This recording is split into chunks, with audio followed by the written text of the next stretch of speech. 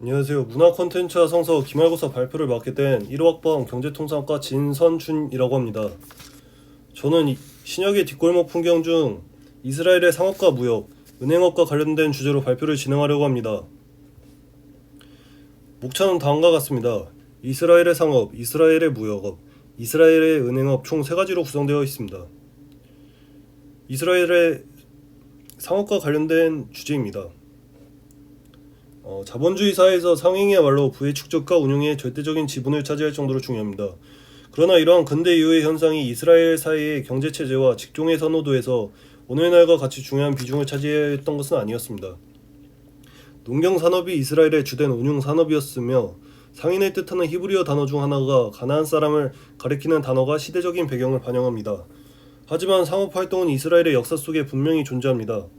바벨론 포로기를 마친 이후에 본격적인 상행위의 발전이 진행되었습니다.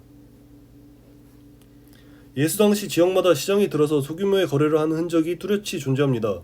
이는 농경지역에서 수정농들이 수확한 곡물, 무화과, 포도주, 양들과 같은 농축산물을 시장에 내다 팔고 제조된 상품들, 곧 연장, 신발, 보석, 향로 등을 구입하는 방식의 거래 형태를 취했습니다.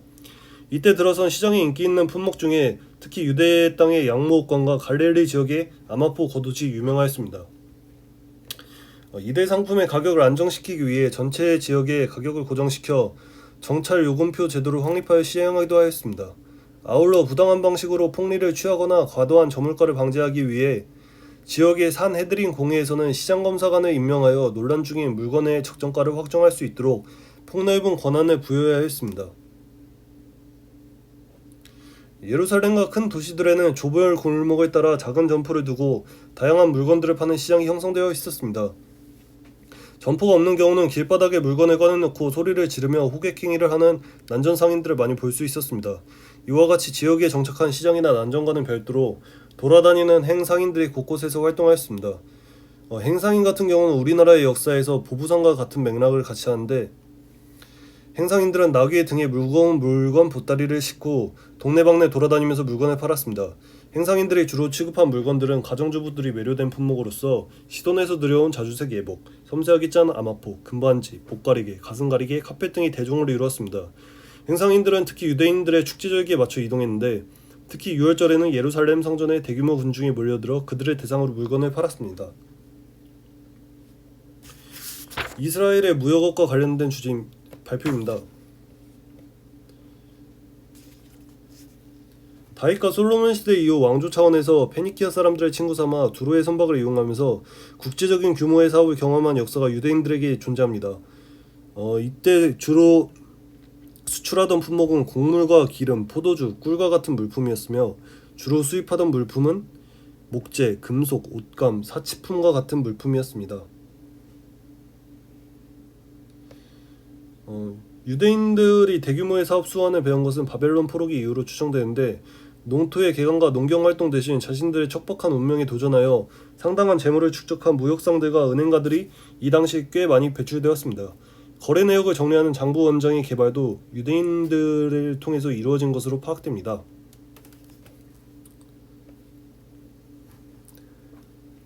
마카비 시대에는 요빠 항구를 통해 지중해를 가로지르는 해상무역의 루트가 개척되기도 하였습니다. 그리고 헤롯 대왕 시대에는 가이사랴 항구를 매개로 해상무역을 시도해서 많은 이윤을 획득하기도 하였습니다. 무역거래의 방법으로서는 거래처의 도시에 정착한 뒤 1년간 머무르는 동안 거래처와 판매 협상을 하고 다시 팔레스타인으로 돌아와 주문받은 것을 처리하는 1년의 동선이 대강 드러납니다. 이와 같은 대규모의 수출 무역에 주로 거래된 품목은 곡물이었고, 부차적으로 은행업이 성황을 이루었습니다. 소작농들이 생산한 곡물들은 적절한 시점에 내다 팔아야 했고, 빵을 만드는 업자들은 이곳저곳을 돌아다니며 곡물을 수집할 수 없는 형편이었습니다.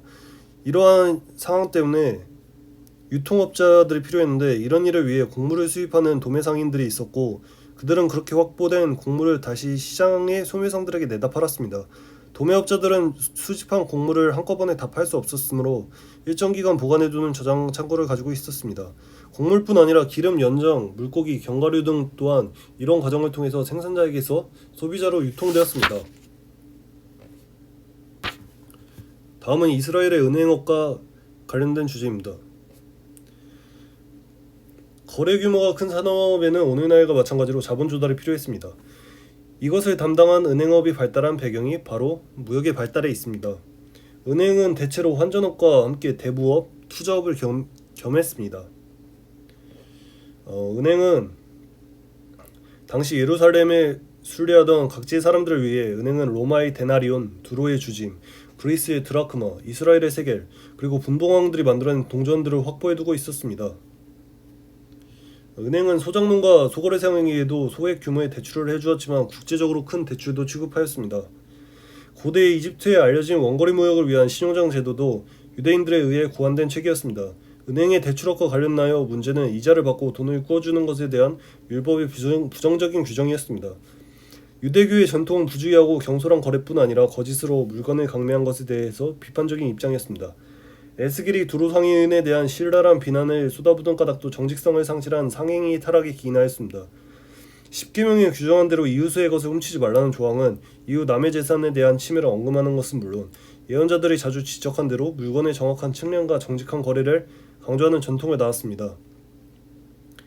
이는 나아가 공문서를 비롯해 각종 위조와 매점매석 금지, 가격 담합의 금지 원칙으로 이어져 공정한 상행위의 전통을 수립해 나갔습니다.